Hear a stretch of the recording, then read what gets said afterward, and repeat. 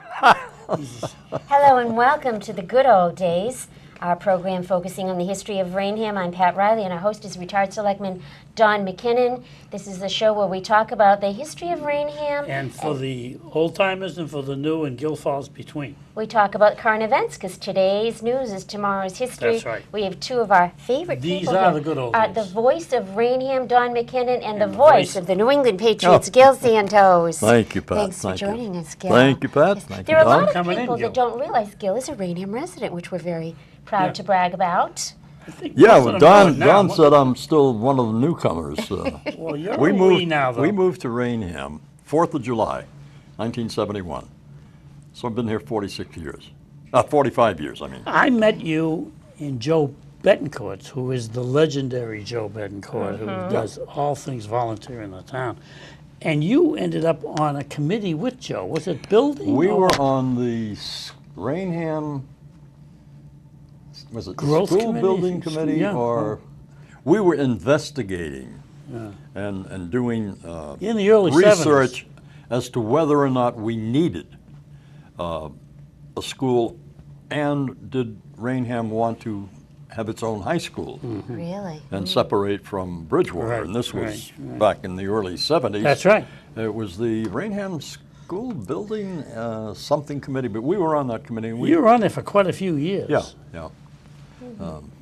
But what Don told me that, since I've been here only 45 years, I'm still one of the one of the relative Well, newcomers. he- When we moved here, Gil pegged me on the we and the they, he said. yes, when we moved here, there were only 7,500 people in town. That's right. Really? And now it's what, 15,000? So it's double. No, 13. It's 13 now. 13? Yeah. Okay. Yeah, including the new apartment. Well, it's about the size now. Well, actually, it's bigger now than Fairhaven was when I grew up. See, I we had wasn't sure whether 10,000. you were born in Fall River, No. Somerset, or Fairhaven. I was actually born in the didn't- Cushnet. Okay. Cushnet had a hospital, and that's. What, they have a staff of 4? Well, it was a decent-sized hospital, All right. and In the old days. our home was close to the Cushnet line, Yeah. and closer to go from where we lived Hmm. in Fairhaven to a Cushnet hospital than to So go to you St. grew up in Luke's. Fairhaven. Was But I grew up in Did they Fairhaven. have their own school? All the Fairhaven way? High School? All the Oh, way, yeah. Oh, yeah. One of the most beautiful high school buildings in the country. Wow. As a matter of fact, if you've never seen it, I guess I haven't. it's worth taking a drive down there just to look at it. It was built by Henry Huddleston Rogers, and he was very big in, I think it was it whale oil?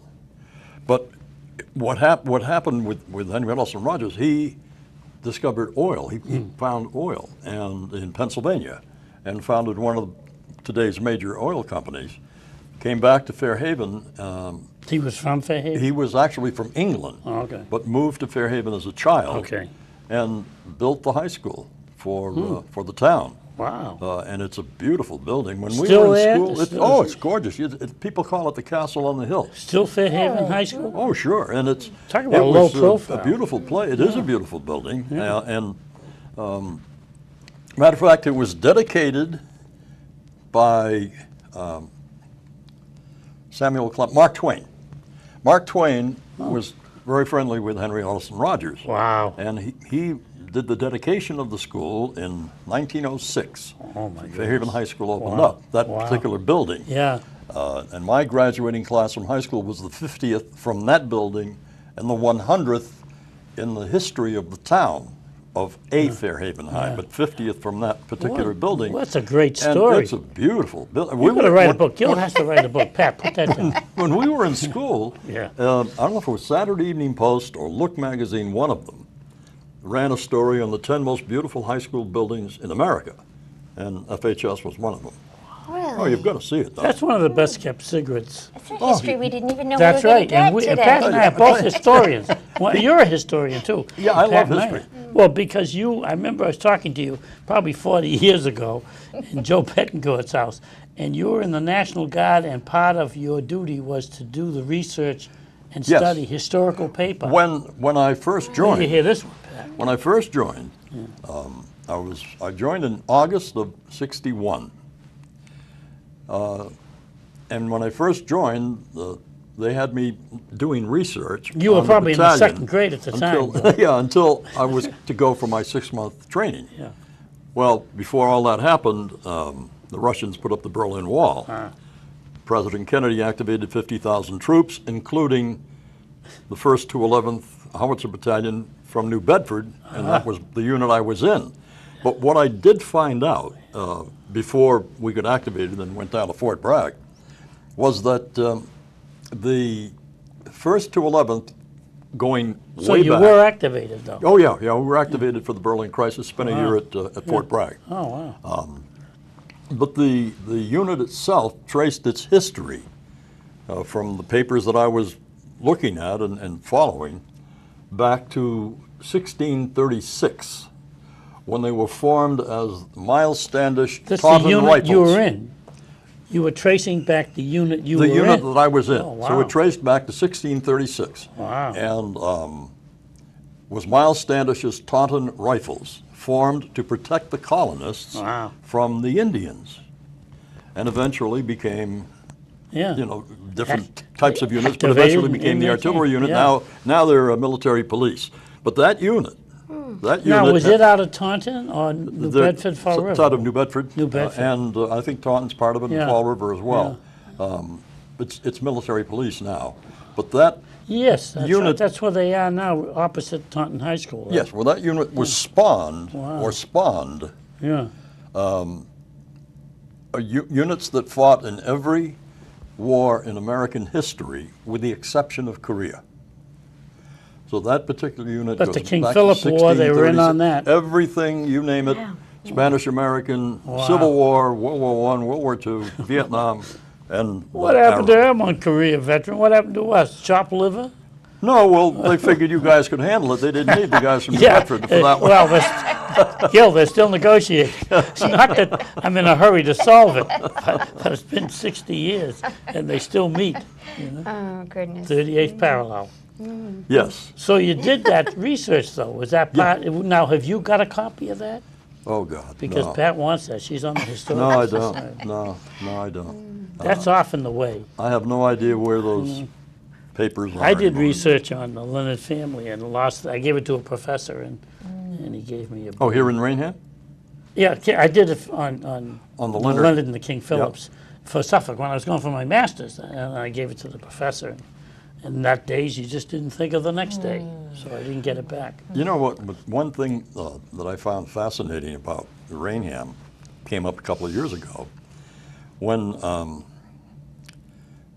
Jared Monti got the Congressional Medal of Honor, Yes. and I was reading the story, and he was the second person from Raynham to get the Congressional Anderson, Medal of I Honor. believe, on your street. Civil War. And I was telling friends of mine, Yeah. from New Bedford and different places, I said, can you believe that a small town like Raynham Has two. ended up with 2 Congressional Medal of Honor winners? That's huge. I thought it was It is. a It is, fascinating yeah. historical fact. And if it be Anderson or Andrusson, he was an indentured servant. Yes. He left off the train, and the family, I forget their name, but they took him home. And not that they weren't good to him, but he never really came back. He enlisted, got the medal, and then I think he enlisted again for a second time, as did Toby Gilmore. But that's quite a story, though. 2 Medal of Honor winners from in a a small town of town. 13,000. Yeah. And when he got his, the town was probably 1,500 or Yeah, I was going to 2,000, say, something maybe like we're that. lucky to break it I up. think he lived in Rehoboth or Dighton after that. Came home. And of course, he didn't want to go indentured, naturally. And what was that war like? Which one are we You talking? were there, right? The Civil Now listen, just because I got off the Mayflower with Marie Smith, there's no reason to say we were active in that war. We were But what conscient- brought you to Raynham, Gil? Well, I had got a job at BZ, and we started looking around. I wanted to get closer to Boston, because we lived in New Bedford. I wanted to get closer to Boston, but yet be close enough so that my parents and my in-laws, my wife's parents, could see the grandchildren. Sure. And we found Raynham to be that kind of a spot. It was close enough Yeah. so that they could come up and see the kids, and I could get to work without a terribly long commute. And then we were driving through town and saw a sign, home is for sale, and went up King Street. We were looking at the house across the street because it had a for sale sign on it. And I looked out the front window right at the house where we're in right now, and I said, "Is that house for sale?" And he said, "Yeah." So that's the one we went to take a look at. And we went and looked at it and bought it, and that was 1971. That's right. So, At that that's time, what brought me when here. did you get with the Patriots? Though? Because 1966. oh, when I okay. first So you started- were already with the Yes. Patriots when you moved. 1966, I started doing the Patriots. And the stations changed, but you didn't. What happened? Well, a little bit of that. It was some of that once we get to 1980. But in 66, I started doing the Patriots, and in 68, it was the Patriots and Boston College football. And then in 71, a full-time job came open at WBZ, and so I took it and stayed there for 38 years before I retired. Right. We lost the Patriots after the 1979 season. They went to another station, but I was under contract at WBZ, and I didn't want to leave BZ anyway. But me, it was the best station in New England. It's and, a great radio one of the best station. in the country. It is, So I stayed, and we got them back in 1990. And then I continued doing them until I retired in 2012. When did Gino Cappelletti, when did he join you? Gino joined me in 1972. Oh, okay. Well, he was with you a long Yeah, time. yeah, we Was did he a member of the original Patriots? Yes, Because, he was- you know, he they was- worked out in what was, they call it the Gannis Field. Now I believe it was B. Yeah, the Field. Manning Bowl in Lynn Yeah. is where they used to practice. And then they used to practice also at a football field in East Boston. But yeah, Gino was one of the original 1960 Patriots. Wow. And he retired in 71 and joined me in 72. And we did the Patriots, we did Boston College, Boston Breakers for the one season they were in Boston. Were they a semi-pro? No, the Breakers were a Pro spring team? football league that Oh. played in March, April, May, and June. Did they have players that went to the National Football? Or, Yeah, well, wasn't it, some of wasn't them it- went to the What NFL. was it, the American Football League at that time? It was, well, the AFL merged with the NFL in That's what I mean. 71. Okay. Not But that this long. was a spring league Yeah. that formed a team, and we did their games, and they were a pretty good team, actually. Mm. But a lot of those guys did go to the NFL later. Yes, Pat? Growing up in Fairhaven, did you think you wanted to be a radio announcer or get involved in sports? Yes. See, when I grew up, well, television was in its infancy when I was, 7, 8, 9 years old. Mm-hmm. We didn't get a television until I was a sophomore in high school. So my entertainment was the radio, Mm-hmm. and I would listen to all the old-time radio shows, and I can name them one after the other. Didn't you do a show up in Brockton too? Oh, I've after your done retirement? several, several shows. radio classic shows. They still have those, Pat. They We're have gonna do- the radio shows. Going They to do still- one now. more next Yeah. year. Haven't done a couple of years. Going to do one more next year. But I would listen to all of the radio programs and listen to sports on the radio. And I remember this like it was yesterday. I was sitting at home, and it was a snowy day, and I was listening to the Rose Bowl football game. And the announcer came on, and matter of fact, the announcer was Mel Allen, who I met later on in life, wow, and he was yeah. one of the great announcers of all Yes, time. that's right. And he said, good afternoon, welcome to the such and such Rose Bowl. It's a beautiful day in Pasadena, 85 degrees and sunny. And I'm sitting there, and I In the looked middle out the of window, snow. and it's snowing. And I thought, this guy's in California on a beautiful day, and he's just going to announce a ball game and He's get being paid to do paid. that. Yeah. That's something I really would like to do because I loved radio. I was Sure. so interested in Yeah. it. And that's what really determined what I wanted. I think I was 10 years old.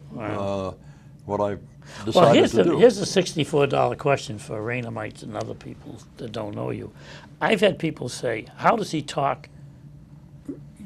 Every day, and I said the same. They said, they said, we don't do impressions. that's his voice. I said, that's his voice. But then the question is, did you get trained by a voice teacher? Yes. Or is it God-given and No, that's the end of it? I was trained by a voice teacher and had to do a lot of practicing to get rid of the Massachusetts accent. Right. Is Chicago, what accent do they teach? I Th- heard what at they one try time to it was teach, in what Midwest. they try to teach is no one can tell exactly where you're from. That's right. You have a Midwestern, Western, it really can't pinpoint it. Yeah. Say that guy's from Alabama or Yeah. Mississippi or Massachusetts, but they can't pinpoint it. And the key is pronouncing your R's. Oh, yeah, definitely. So I had a list of words that they gave me, 100 words that ended in or had R as a key of that particular word. And the way to do it, now, I didn't have a tape You recorder. pay for this? Oh, yeah. And No, I didn't have was it in New Bedford, Fall River it you was in went? Fall River. In Yeah. Fall River. And I didn't have a tape recorder. Yeah. So the way I would practice, That was for the rich kids. yes, the way I would practice was stand in a corner Yeah. and speak into the corner, because our ears are on the sides of our head. Yeah, that's right. And our voices don't sound the same to us Really? as they do to That's other people. always the way. People say, that's not me. As they do to other people. Yeah. So when you stand in a corner Yeah. and you speak, the voice is coming back this way, and now you're hearing exactly what you sound like. Yeah. And so my brother would, rest his soul, would just, are you crazy? Talking to the corner all by yourself? Are you crazy? Mom, get the man. Gil's doing it again. No, he is. He's Don't worry, doing I it. know what I'm doing. And that's how I did it. You know, mother, Now- father, brother, sister. That's the so word, on. the spoken word. But the quality of your voice, that's God-given. isn't it? God, you know, I thank my lucky That's stars. your voice. You got a great voice. I'm not Thank just you. saying That's that, but you just- know it is. That's one of the things that got you the job. I Besides the fact you could. really had nothing to do with it, really. I mean, except refine it a little bit, Yeah. but the Right. tone and everything, Yeah. that's... How did you get that first job? Did you go apply for a position? Oh, the first or- job. Well, I went to, I used to go to radio station. We had 2 stations in New Bedford, and I went to both of them, sat and talked with the program directors and told them what I wanted to do. And they gave me some pointers and things, and I got very friendly with a guy named Hal Peterson, who was the big guy at WBSM in New Bedford. And I'd go in and sit with him while he did his afternoon show, and I'd bring him coffee, and we'd shoot the breeze. And make a long story short, he gave me a weekend job on a Sunday afternoon as a DJ and doing the news on a Sunday. So I got that job. Actually, I was still in my first year of college. Was it for nothing, or did they give you a minimum wage? Or? Oh, well, first of all, I started doing basketball games with him as his color analyst. Okay. That was for free. Yeah. I just did it to Yeah. get experience. Yeah. And I had asked him, can I go with you to see Yeah. what you do and how you do it? So I did the basketball season for free, and then he gave me the job on a Sunday to do Sunday afternoon show, DJ, and do news. I did that, and then I did the summer vacation work for the regular announcers who went on vacation. Oh, okay. That job came to a close, and a job opened up at the other station in New Bedford, WNBH, which I started on Labor Day of 1959. Did not go back to school. I had a full-time job. Yeah. I was a DJ, Yeah. doing high school football, high school basketball. And In 59. In 1959. All right. And I did that in 66, got the Patriots in Boston College, stayed in New Bedford until 71 when I got the full-time job in Boston, and that's, you know, where I finished my The rest is career, history, 50 yeah. years worth of Yeah. But announcing. someone heard you at the New Bedford to get you the Boston College or Patriots, or did they? well, Or did you send in a tape? What I did, I sent out tapes Yeah. to the different stations of my work, just asking if there's anything, you know, available. I'd like to audition for it or try for it. You know, Sure. come in for a. Is this the same time you were learning how to pronounce your R's? No, I already done that. did that. I had done that. You know, my Massachusetts accent was pretty well gone at that point in time, and once I started at WBZ, I didn't want to leave there to Well, go that was a anywhere big else. job. WBZ was 50,000 major. watts, It's still major. 38 50,000. stations in 3 foreign countries. Taunton had one, WRLM, that went 50,000, it is said, I have to say alleged. Peggy Heckler got that for a couple of guys, McCarthy and I forget the other fellow's name. And they took that station and sold it. I think they made quite an amount of money. It went to Providence really bought WRLM, but they called it, to this day, I think Taunton's part of their call. Oh, really? I didn't know that. Yeah, because WPEP was the AM. Yes. And that had, at that time, enough power to get to East Taunton. You know, it wouldn't go beyond I that. remember when I started doing high school games, running into Eddie Litchfield. Yes, and Who Eddie did was... the games for Taunton. Yes, And, that's right. yeah. And he had the number plate with it, too, the WPEP, because his daughter got Oh, I that didn't, number yeah. plate. But I remember WPEP. meeting him a long time ago. It's now a Middleborough station. Tony Lopes is more or less the key man down there where the Career Insurance is on 138. So it stays around kind of, but as a matter of fact, the space building gentleman, he owned it at one time. The station changed hands several times, and it was in various locations in the city of Taunton. Now it's on 138, but it's actually in Middleborough. I'm talking about the AM. Okay. The FM's gone. It's Oh, down. the FM's gone? It's down. They bought it. The Providence people bought it. Oh, okay. And they called it Providence Taunton. 50,000. Well, 50,000 watts is gold. Yeah. You get that call signal, and they're hearing you in Canada. And a 50,000 watt FM station is a great signal. Yeah, that's a great signal. Because FM's great Yeah. anyway. And BZ stays with the AM though, don't they? Yes.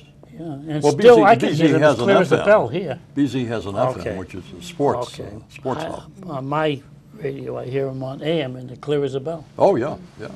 38 states and 3 foreign countries.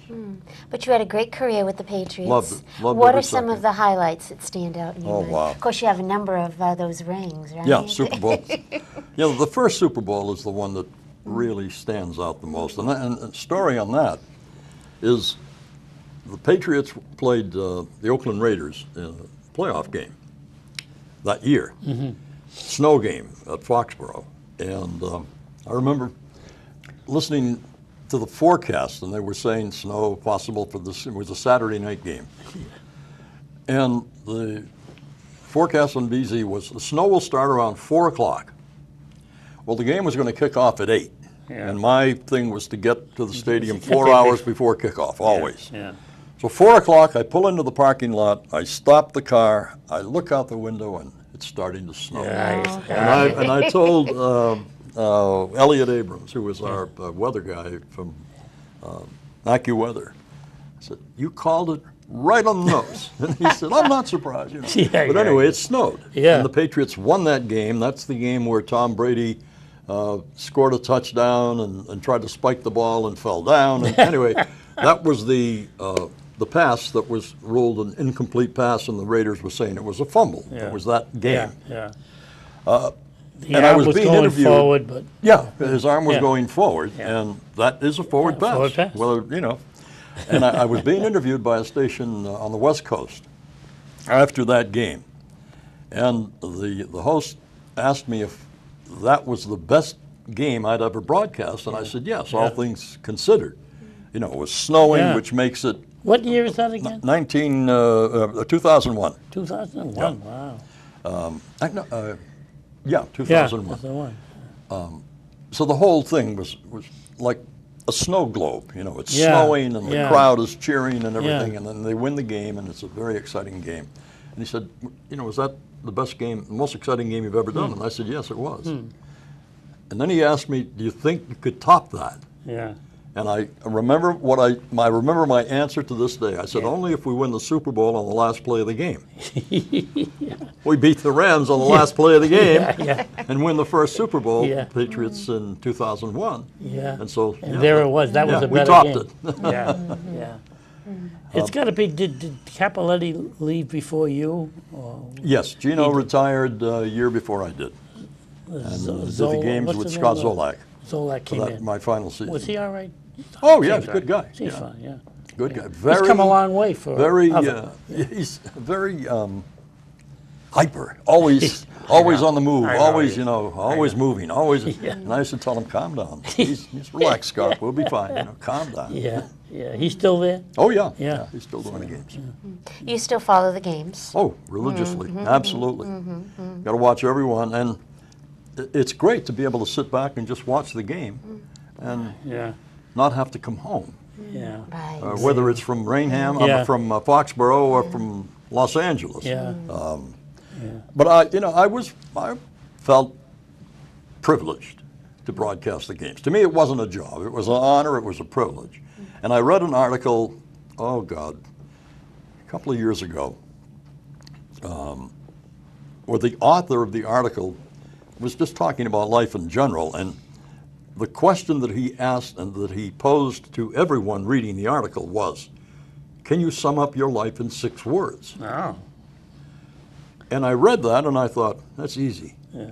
I'm a very lucky man. Yeah. 6 words. I'm Yeah. very lucky. And I felt, quite honestly, You and could still say that do, and count them. I would lose I was count. lucky. I You know, would lose count. right place at the Pat right knows I time, would. you know, and did exactly what I wanted to do. With, Yeah. God blessed me with a voice that I could use on radio and didn't, you know, sound like I was 13 years old, my voice cracking all the time. It Yeah. There it was. just happened. Yeah. And you loved the sport too, so that excitement and that enthusiasm carried Could you have in done your... that? You could have done other sports. You did do I other did sports. do other sports, yeah. I did 10 years of Celtics basketball when Larry Bird played. The only thing I didn't do was hockey. But I did baseball, basketball, football, boxing. Did the boxing in the 1984 Summer Olympics in Los Angeles. Oh, wow. Really? That was fun. Yeah. That was fun. And it was probably the easiest sport to broadcast for me, because the Was action it is your centered right voice in front on of you. TV or was it radio? That was radio. Radio, boxing on radio. Wow, yeah. that's something. And I used to listen to Don Dunphy on Yeah. the Friday night fights on the Gillette Yeah. Cavalcade of Sports, and Yeah. he was a great fight announcer. Yeah. But when I did boxing, I thought, gee, this is the easiest sport to do, because everything's centered right in front of Yeah. you. There they 2 are. guys, Yeah, you 3 know, minutes and each. 3 minutes long, Yeah. and you just give it everything you have for those 3 minutes, like the fighters are doing, Yeah. and describe what's happening, and it was fun. I did all the American boxers fights in the '84 Summer Olympics, including the gold medal fights. Pernell Whitaker won a gold medal that year. I think there was a middleweight that won a gold medal. And the heavyweight was disqualified. Not Mike Tyson. Evander Holyfield was the heavyweight that wow. year, and Yeah. there was some crazy disqualification for some reason, and he ended up winning a bronze. But it was fun to do. It really was, and the Olympics was fun to do. The opening ceremony. Because boxing used to Great. be the #1 sport in the country. Oh, it was huge. I mean, this is how they built the arenas Yeah, it was for huge. boxing until they got into the fixing of it. And that pretty well did it. Yeah. It's too bad, too, because, well, no, it isn't, I suppose. It's kind of a vicious thing, isn't it? Well, Cal? you know, football can be vicious too. I think so, yes, yes. Don, you know, we are going to have Gil back because we're almost out of time. See, I told you, But Gil. our viewers See that are- 149? But our viewers would not forgive us if we don't at least ask Gil, what do you think about the Patriots for this season? Are they going to be able to pull it off without Tom Brady for 4 I games? think they'll be fine. I think they're going to be a very good defensive team. The first 4 games of this ridiculous suspension, and if you're listening, Roger, it was ridiculous. I think the worst they'll do is 2-2. If they come out of there 2-2, the 4 they're games you're fine. talking, Of the yeah, first yeah, 4 games, yeah. if they come out 3-1, they're in great Yeah, shape. yeah. But I think they're a very, very good and deep team. People, I think, don't quite realize how good their defense will be. It was 10th best in the league last year. I always say offense sells tickets, defense Defense wins games. championships. Yes, Yeah. and that's But I what think- happened I with think they'll Denver, be right? good. Yeah. Sounds good. We're Definitely have to going have to Gil call come it back off. for Thank that. you, Gil. You got to Wrap it come up. back Wrap again. it up, exactly. Gotta Our do guest it. today, Gil Santos, and you heard the prediction right there. He Good knows year more for than the we know. Patriots. We want to thank all of Thanks you for again, Gil. joining us. We'll You're see you welcome. on our next episode of The Good Old Days. All right. Ta-da!